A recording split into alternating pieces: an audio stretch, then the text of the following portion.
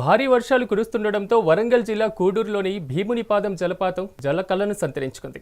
జిల్లా చుట్టుపక్కల ప్రాంతాల యువకులు కొండ మీద నుండి జాలువారేటువంటి జలపాతాన్ని చూడడానికి ఉత్సాహం చూపుతున్నారు. ప్రభుత్వం రహదారులు నిర్మించి కొన్ని మౌలిక సదుపాయాలు ఏర్పాటు చేస్తే భీమునిపాదం పర్యాటకంగా మరింత అభివృద్ధి చెందుతుందని వారు ఆశాభావం వ్యక్తం చేస్తున్నారు. భీమునిపాదం జలపాతం దగ్గర నుంచి మరింత సమాచారాన్ని మా వరంగల్ ప్రతినిధి రాము అందిస్తారు. ప్రకృతి రమణీయ అందాలతో పాటు కాకతీయ శిల్పకళా సంపదకు పెట్టింది పేరు.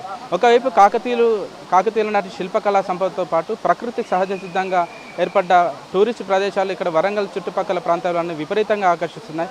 ఒకవైపు ఏటూరు నగరం బోగత జలపాతంతో పాటు పాకాల సరస్సు, అంతేకాకుండా లక్నవరంతో పాటు కొత్తగా నర్సంపేట గూడూరు దగ్గర ఏర్పడ్డ భీముని జలపాతం కూడా పర్యాటకులను విశేషంగా ఆకర్షిస్తుంది.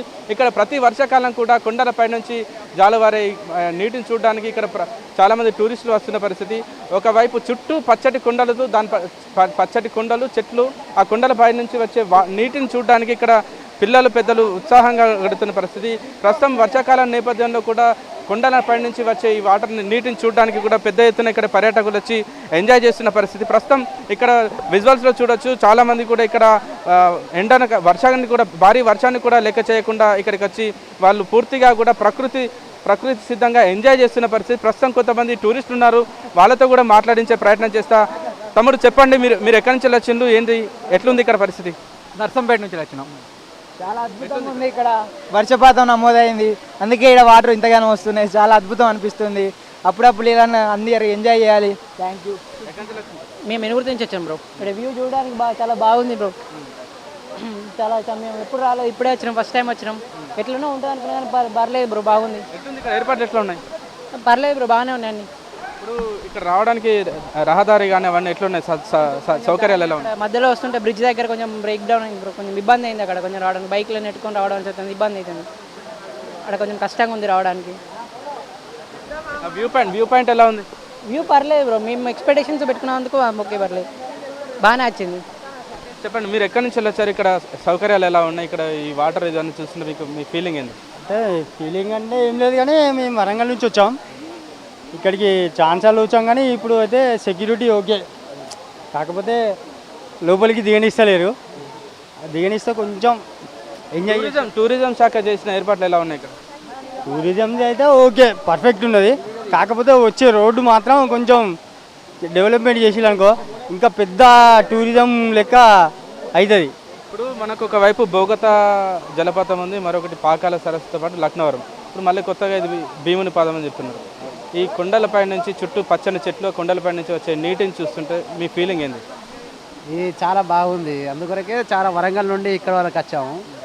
దగ్గర బోగోత వాజేడు పోదాం అనుకున్నాం, కానీ వరంగల్ చాలా దగ్గరలో ఉంది, మంచిగా ఉంది. మళ్ళా ప్రకృతి ఫారెస్ట్ బాగుంది. కాకపోతే కొంచెం భూపతిపేట నుంచి ఇక్కడికి వచ్చేందుకు వచ్చే రూట్ బాగలేదు. ఆడ ఇప్పుడు 2 బండ్లు కూడా కొట్టుకుపోయినాయి మధ్యలో. వచ్చే రూటు కనుక ఇది కరెక్ట్ చేసిల్లంటే మాత్రం ఇది చాలా టూరిస్ట్ ప్లేస్ పెద్దగా అవుతుంది. ఇది వరంగల్ అంటేనే కాకతీయుల కాలం నాటి శిల్పకళా సంపదతో పాటు ప్రకృతి సహజ సిద్ధంగా ఏర్పడ్డ ఇలాంటి ప్రదేశాలు చాలా ఉన్నాయి. మనకు బోగతో పాటు రామప్ప, లక్నవరం, ఇవన్నీ మళ్ళీ ఇప్పుడు భీముని జలపాతం. ఇవన్నీ చూస్తుంటే ఒక పౌరులుగా మీ ఫీలింగ్ ఏంది? అంటే దీన్ని ఇంకా టూరిజం పరంగా డెవలప్ చేయాలంటే ప్రభుత్వానికి మీరు ఇచ్చే సూచనలు ఏంటి? అయితే దీన్ని టూరిస్ట్ ప్లేస్ చేయాలంటే మాత్రం మెయిన్ రోడ్డు టూరిస్ట్ ప్లేస్ ఆటోమేటిక్గా అయిపోద్ది. దీనికి ఒక టవరు, పైన ఒక టవర్ ఇది చేసింది అనుకోండి, ఇది సేమ్ మన ఎన్ని ప్లేస్. ఒకవైపు ఇక్కడికి పర్యాటకులు వస్తున్నా కూడా కొంతవరకు ఈ పర్యాటకాన్ని అభివృద్ధి చేయాలంటే ప్రభుత్వం కూడా కొంతవరకు దృష్టి సారించి దీన్ని డెవలప్ చేయాల్సిన అవసరం ఉంది. కానీ ఇక్కడికి రావాలంటే కొంత ఇబ్బందికరంగా ఉంది. ఇక్కడ రహదారులు సరిగా లేవు, అంతేకాకుండా ఇక్కడ చుట్టూ అడవి కొండల మధ్యలో ఉండడంతో సెల్ ఫోన్ సిగ్నల్ రావడం లేదు. ఇక్కడ సెల్ ఫోన్ టవర్ కూడా ఏర్పాటు చేయాలని కొంతమంది చెప్తున్న పరిస్థితి.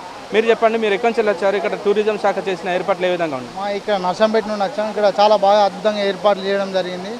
ఇక్కడ నెట్వర్క్ లేకుండా కూడా ఇక్కడ రావడానికి కారణం ఏంటి అంటే నెట్వర్క్ లేకుండా ప్రశాంతమైన జీవితాన్ని గడపడానికి, ఎంజాయ్ చేయడానికి రావడం జరుగుతుంది.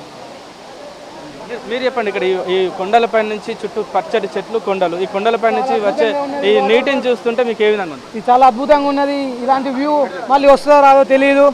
మేము అలంకాన్పేటకి వెళ్ళి వచ్చాము ఇంత దూరం. మా అన్నయ్య తీసుకొచ్చాడు ఇక్కడికి, నన్ను ఇక్కడికి వచ్చినందుకు చాలా అద్భుతంగా ఉన్నది.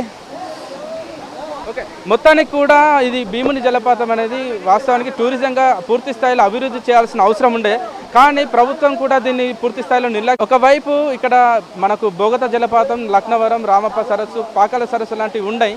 దాంతోపాటు కొత్తగా భీముని జలపాతం కూడా రావడంతో ఇక్కడ చుట్టుపక్కల వరంగల్ జిల్లాతో పాటు చుట్టుపక్కల ప్రజలు కూడా ఇక్కడికి వచ్చి చాలా ఎంజాయ్ చేస్తున్న పరిస్థితి. కానీ ప్రభుత్వం కూడా దీనికి తగ్గట్టుగా ఏదైతే రహదారి ఉందో రహదారిని కూడా పూర్తి స్థాయిలో మంచి రహదారిని నిర్మించి ఇక్కడ చుట్టూ చెట్లు కొండలు ఉండడంతో ఇక్కడ సెల్ ఫోన్ సిగ్నల్ రావడం లేదు. ఇక్కడ ఒక సెల్ ఫోన్ టవర్ ఏర్పాటు చేస్తే సిగ్నల్స్ వస్తాయని చెప్పేసి ఇక్కడ కొంతమంది చెప్తున్నారు. ప్రభుత్వం కూడా ఈ దిశగా ఆలోచించి ఇక్కడ కొన్ని మౌలిక సదుపాయాలు ఏర్పాటు చేస్తే ఇక్కడ భీముని పాదం కూడా ముందు కాలంలో టూరిజంగా అభివృద్ధి చెందే అవకాశం ఉందని చెప్పి స్థానికులు చెప్తున్న పరిస్థితి. కెమెరా పర్సన్ భిక్షపతితో రాము, మెగా 90 వరంగల్.